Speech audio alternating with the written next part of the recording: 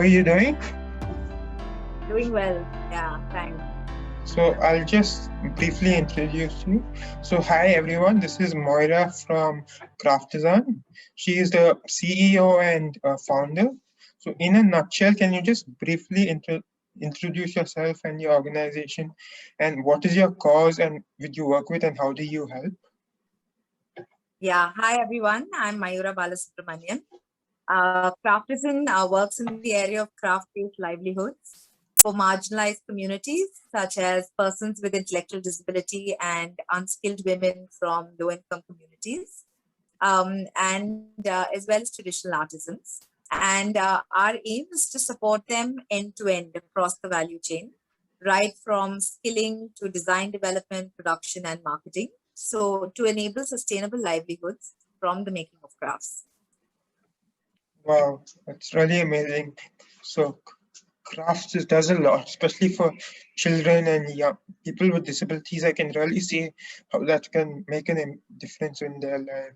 That's really amazing. So, what has triggered you and to start the organization? And what are one or two top learnings, takeaways, surprises from your journey, and learnings from leading a team?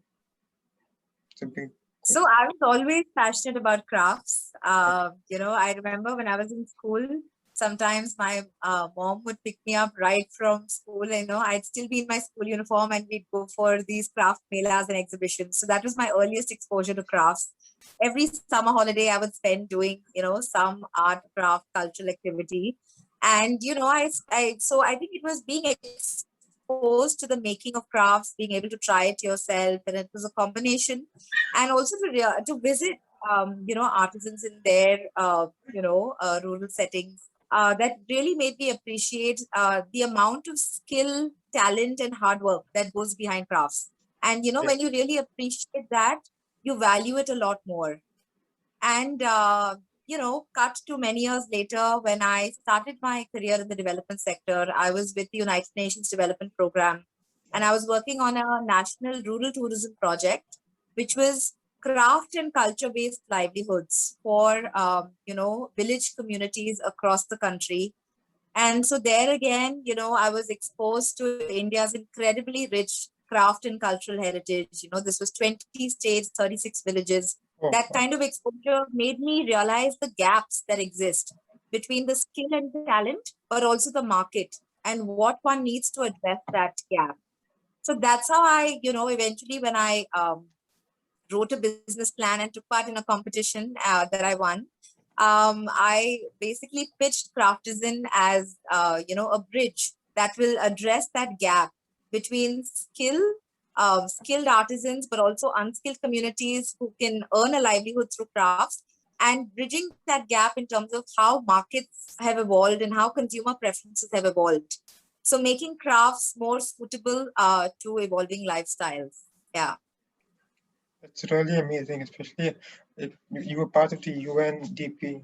You just say that must have been That's right. must have been an amazing experience, and from there to come and start your own organization must be really amazing.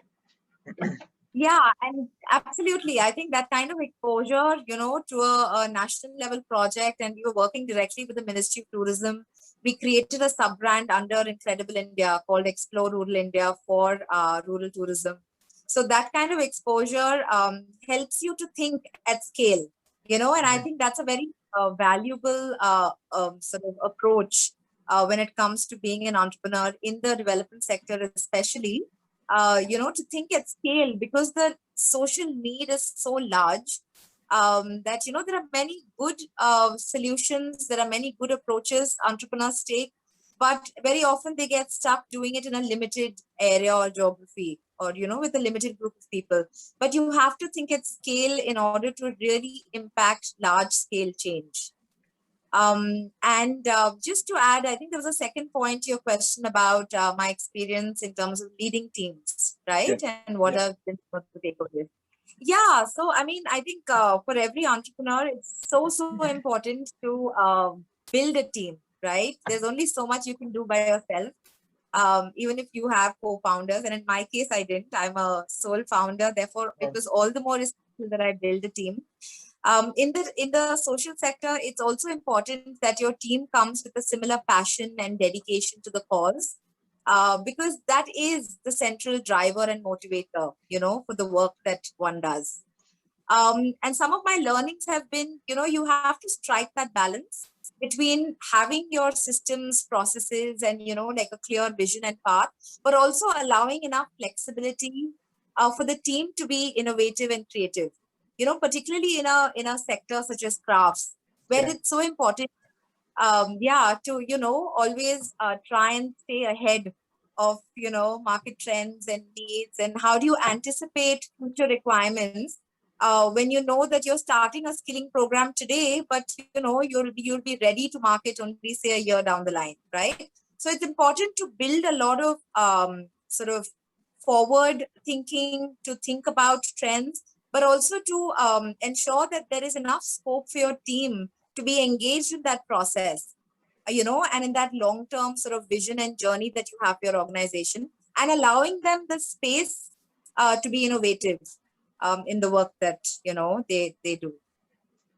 Oh, it's really a detailed answer that you have given. So you really must enjoy what you're doing. Really great that you're doing. Absolutely.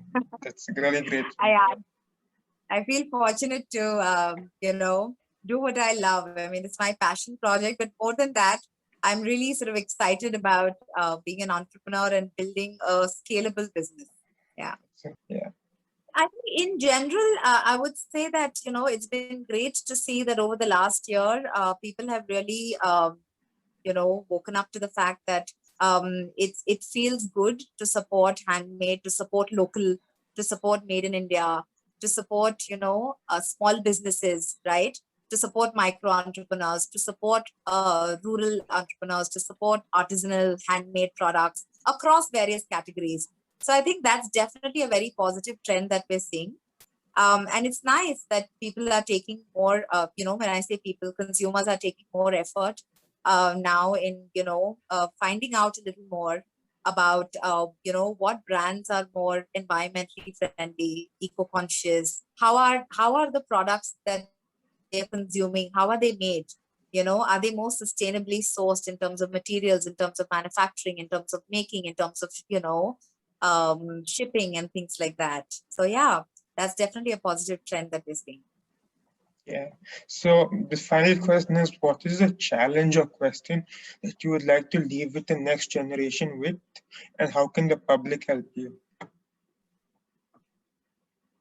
So I would urge everybody to look at all the products that they use in their daily lives and see where they can substitute something that is, machine made with something that's handmade, right? There are so many alternatives that are very suitable, very relevant for everyday daily use. From the clothes and accessories you wear to the home furnishings to items for kitchen utilities, storage. Crafts are not just decorative; they are very Mhm. functional. If Yeah. you look at how crafts started, I mean, the potter would make the vessels for the family, the weavers would, weave the fabrics that were used for daily use, right? I mean, crafts were an intrinsic part of daily use. And I think that is something now that all of us have to become a little more conscious about, because we do have options, right? We have cheaper machine made options. We have, probably more, slightly more expensive, but a far more durable options in terms of handmade, right? They're also unique, they're beautiful, they're a pleasure to, use. And, and I think just the fact that you're also supporting, our rich crafts and cultural heritage, that's an added value as a consumer that you get from supporting handmade. So I would just urge everybody to become, a little more aware, read up more, find out more about what is it that you can replace in your daily lives that you're currently, maybe consuming, which, you think, I mean, more from a use and throw philosophy, right? Change that use and throw philosophy to maybe investing in maybe fewer products, but products that are far more meaningful, impactful in so many ways. They're benefiting livelihoods, but also crafts are so environmentally friendly and, sustainable, that it Mm. just makes sense. I mean, you think about, the crisis we're going through in terms of climate change. And as you know, as citizens, as consumers, we can make a difference by making these small changes in our daily lives. Yeah, that's really amazing. Everything you've done, especially working with crafts, is not something most people will do and find that as a source of joy for to help other people with. So that's really amazing. I just want to thank you for taking this time and of this busy day and just talking to me. And it was really amazing to hear what all you do, stuff you work with. Thank Thank you you so so much. much. Yeah, and you know, I would love to sort of hear from people who would like to be more connected in the craft sector. If they'd like to volunteer with us or, you know, be engaged in some way, I would love to hear from them. Yeah.